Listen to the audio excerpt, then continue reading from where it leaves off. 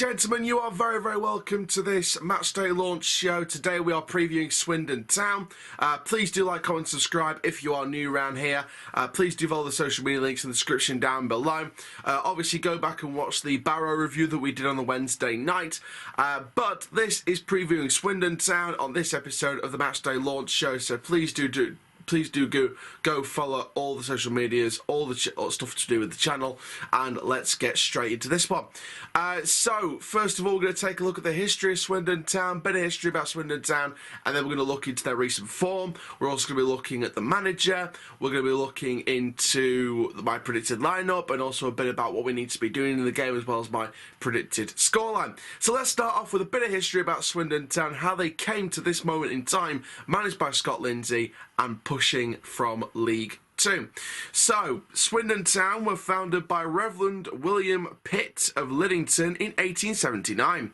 They turned professional in 1894 and joined the Southern League, which was founded in the same year. Originally playing in black and white with the addition of blue sash for away games, the club changed to black and red quarters on entry to the Southern League in 1894. The club changed again in 1897 with green shirts with white sleeves. Town changed their shirts to a more familiar red in 1901, initially a dark maroon. A lighter shade of chosen for the start of the 1902-03 season also results in the club's nickname the Robins, appearing in print for the first time in programme notes for the first time. They reached the FA Cup semi-finals for the first time in 1909-1910, losing to the eventual winners Newcastle United.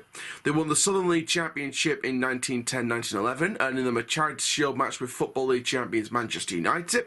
The highest scoring Charity Shield game to date was played on the 20th of September 1911 at Stamford Bridge, with Man United winning 8-4, with some of the proceedings of this game donated to the survivors of the Titanic. The club secured their first ever promotion in 1962-1963. The young side, managed by Bert Head, finished second in Division 3 and included players like Ernie Hunt and Mike Summerby. Of course, Man City fans throughout the generations will know that name, Mike Summerby. In 1969, Swindon beat Arsenal 3-1 to win the League Cup for the first and only time in the club's history. Roger Smart opened the scoring before 2 goals from club legend Don Rogers sealed the victory, a triumph that still stands as the greatest ever achievement in the history of Swindon Town.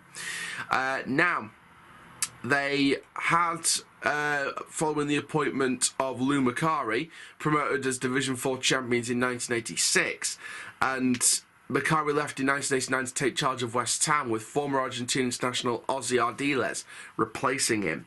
In his first season, Swindon were second division playoff winners, beating Sunderland 1-0 at Wembley. However, the club later admitted 36 charges of breaching legal rules, 35 due to illegal payments made to players, which saw the side relegated to the third division. A later appeal saw Swindon Town being allowed to stay, though, in the second division. Now, they brought top division football to the first time after a playoff final 4-3 win against Leicester in 1992-93 to bring them top division football. They were relegated at the end of 93-94 after recording only 5 wins and conceding 100 goals. The following year, Swindon were relegated for the second successive time and slipped into Division 2. They won the Division 2 Championship in 1996 under former Liverpool midfielder Steve McMahon. They were relegated to League 2 in 2006, which meant they had to become the first ever former Premiership team to be demoted to the lowest Football League division. Paul Sturrock was appointed manager in November 2006, and he guided Swindon to promotion to League One in his first season with the club. Obviously, in 2009-2010, highlighted by the emergence of striker Charlie Austin, ending in playoff final heartbreak, losing 1-0 to Millwall, the club's first defeat at Wembley. Former West Ham, Sheffield Wednesday and Celtic striker Paolo Di Canio took the reins in 10-11. The Italian led the club to the League 2 title in 11-12, securing an instant return to League 1 in his first season in charge.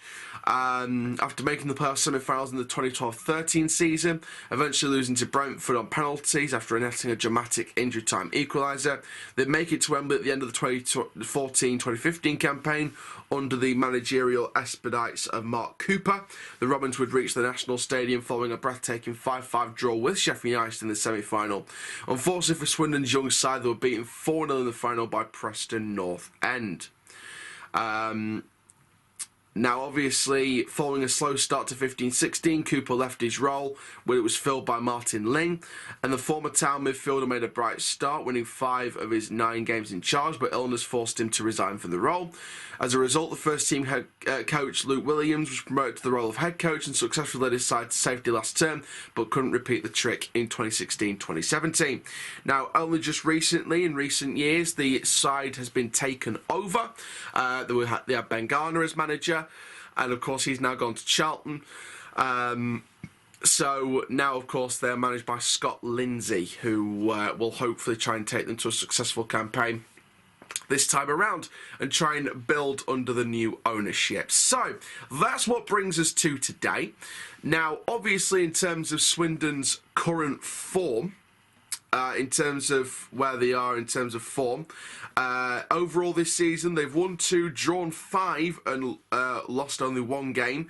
They've got 11 points, scored 9, conceded 8, so a goal difference of 1. In their last few games, they beat Sutton United on Tuesday. Before that, they drew 0-0 with 10 men Gillingham. Before that, they lost 2-0 to the Crystal Palace Academy in the Papa John's Trophy. Before that, a 1-1 draw against Stockport. Then a 3-0 win before that against Rochdale. A 1-1 draw with Leighton Orient before that. A 1-1 draw before that with Carlisle. A 0-0 draw before that with 10 men against Salford City. And of course, that first game of the season against Harrogate, losing 3-0. That was the only time they've lost. So, you know, Swindon for me are in some decent form. They're unbeaten in a good few games now. And it's going to be very, very interesting to see how Swindon Town builds on that momentum of that victory on Tuesday night against Sutton United.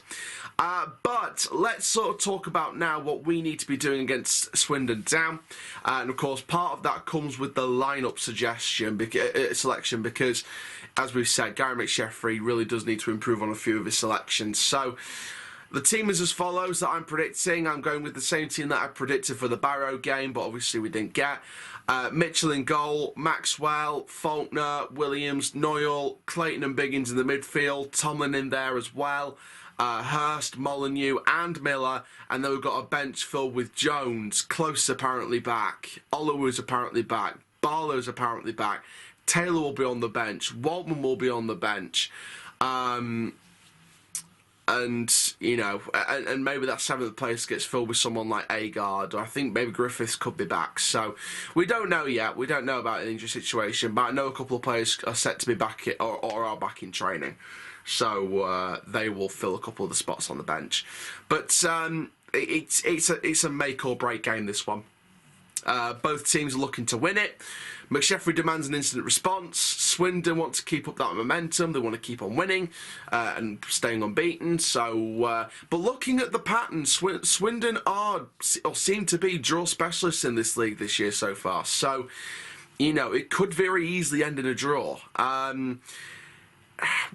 In terms of what we need to do, and you'll see it, you notice when we predicted the Barrow lineup, it was set up in a 4-2-3-1 because that's what I thought McSheffrey would go with. This time I've lined it up as a 4-3-3 because that's what we need to do. I don't take into consideration what McSheffrey will probably do anymore. This is what we need to be doing. 4-3-3, more expansive, better wing play, and stop knocking it long ball, side backwards, long ball each and every time. It is like insanity doing the same thing over and over again and getting barely any results on the way back. It is that simple. So, and I said it after the Barrow game. I said it after that on that Barrow review. Barrow were expansive, we were narrow, we offered them way too many spaces, and they were just allowed to play their way, cut inside, run down, put the ball in the box, allow an opportunity, work the ball into the edge of the box, get a shot, force a save.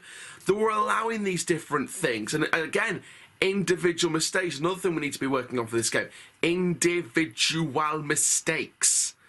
Passing to the opposition, I saw more of that against Barrow. Then, you know, we saw quite a bit of it against Mansfield. We saw more of that against Barrow. Why the hell are we not cutting this stuff out? We are 8 games into the season now. That BS should have been cut out by now. And yet it's coming into us after an unbeaten run. It seriously needs sorting. And, you know, the dressing room atmosphere could be worse than we think. You know, you never know, do you?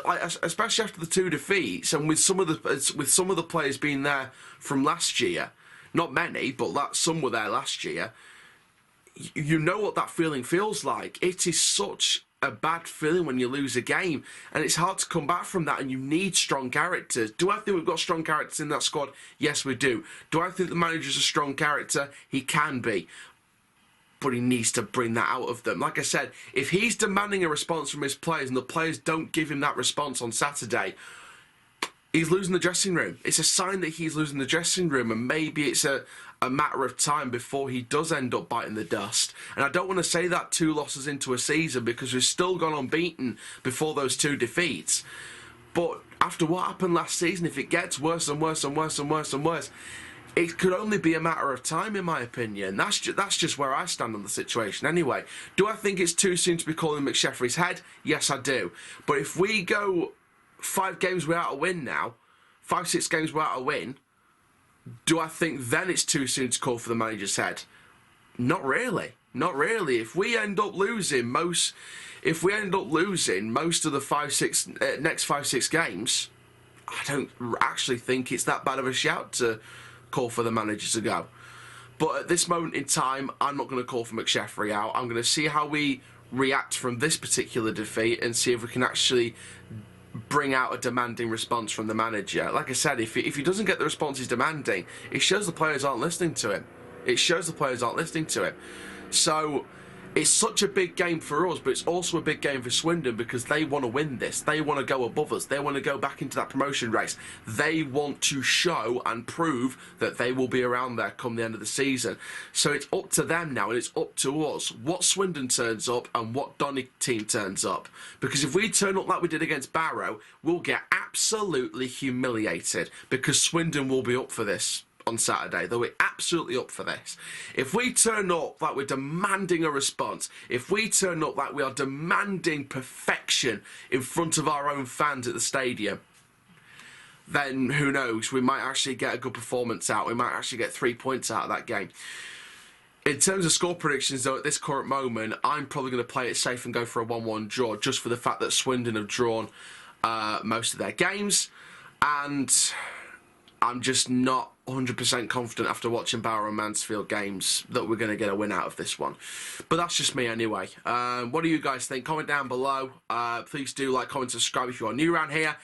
Thank you so much for watching this Matchday Launch Show. Plenty more content to come. The vlogs are back. Fan cams are here as well. We've got stuff on TikTok coming up as well, so stay tuned for that. We've got loads of content coming up. It's going to be absolutely fantastic amount of content coming up, so stay tuned for all of that. And for now, I'm the CHALL, your Dog's Rovers fan and your YouTube sporting journalist. Keep living the Rovers life, and that is full time.